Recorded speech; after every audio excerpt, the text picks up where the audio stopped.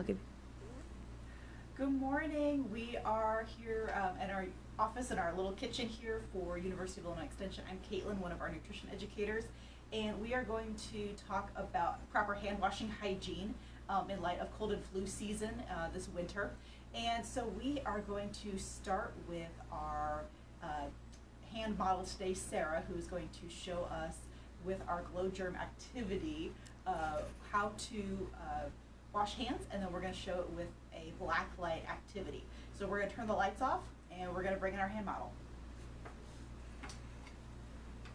Alright, so the glow germ product is putting a luminescent piece to our lotion, and so we can see the product on the backs of the hands, the front of the hands, and we can look for some of the shinier areas where we tend to see a lot of germs come. So I should see the back of your hands one more time. So we've got a little bit on the nail beds, which is very common. There's a little bit of brightness in the knuckles, which are very common.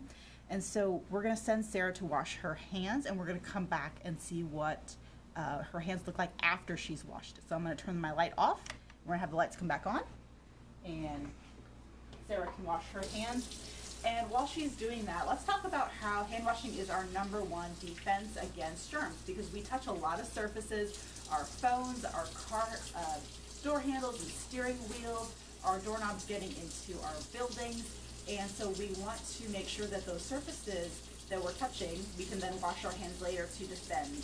And the goal being that we aren't constantly touching our face and our eyes, where we have a lot of open surfaces to the inside of our body where germs can find. So trying to prevent that constant touching of our face and body will really help cut down on that germ transmission. And so the goal is of 20 seconds of hand washing. You can hear how long Sarah's been washing her hands. So the goal is we're rubbing along the palms, the backs of the hands, as well as the fingers, between the fingers, and then along the nails, because that's a good place for the germs that like to hide. So we're counting down our 15 seconds of actual scrubbing, and that gives us time to add soap and water, and then a paper towel or other clean towel to dry our hands really well. And that is something to remember, is making sure you have those dry hands, because germs still like water. So if you leave your hands a little bit damp coming out of a restroom or after washing your hands before you're going to eat, you can still transmit some of the germs through that kind of dampness on your fingers. All right, so Sarah's just about done, so we're going to turn our lights back off one more time, and we're going to see how well she has washed her hands today. All right, so she has gotten most of our luminescent product off. So there's still a little bit on her upper wrist, as well as a few spots along the nail beds, which is really, really common. How about the palms of your hands? So a little bit in the folds of the skin is very common. The palms look really nice. I don't see a whole lot of any of that shininess, maybe just a little bit there.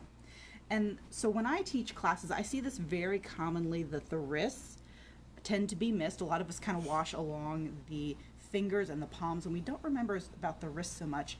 And then I'm going to have you flip your hands back over one more time, and then remembering to really focus on those trouble areas of the nail beds and then the knuckles. All right, Sarah, thank you so much for being our hand model today.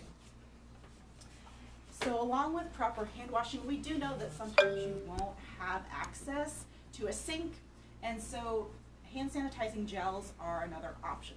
So we really, first defense is going to be hand washing with soap and water, but when you don't have that available, a alcohol-based hand sanitizer, so 60% alcohol or higher.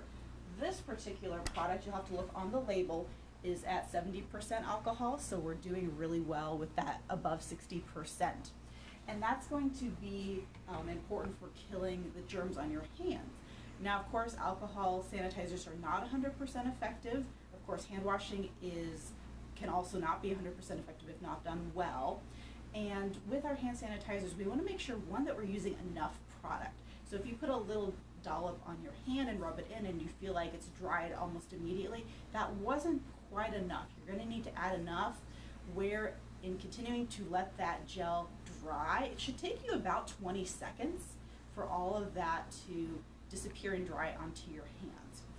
Now, if you have been out in the garden, you have been cooking, you have been doing other activities where you have soil on your fingers. So that could be food particles, that could be soil, that could be if you went to change the oil in your car, where the alcohol sanitizer is not going to be able to penetrate through that surface contamination on your hands. So in those cases, you do want to wash your hands first, and then if you want to use the sanitizing gel after, you can certainly do that too.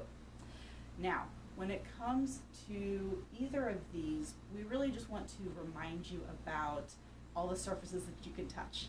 So when you are washing your hands before you eat, before maybe you're putting in contact lenses, before you are, and of course my list just left me, so let's go to the afters. So after you use the restroom is probably the biggest one lately, because you are using the toilet, you're touching other surfaces that other community members have also touched. So definitely after using a restroom, after taking out the trash, so you've touched your trash bag, which may have some surface contamination, as well as your dumpster lid. You want to wash your hands after things like changing diapers with young kids. You want to wash your hands after you've coughed or sneezed, especially if you sneezed into your hands. That's a great way to transmit those germs from your nose onto your hands, and making sure that those surfaces are clean. All right, so we hope you've taken some really nice information today. If you want to try the glow germ activity at home, you can always find those materials online to try it out in your classrooms or in just your own homes with your young kids or adults. This is a really fun activity for adults too. So let us know if you have other questions, and we'll try to answer those throughout the day. Thanks so much, everybody.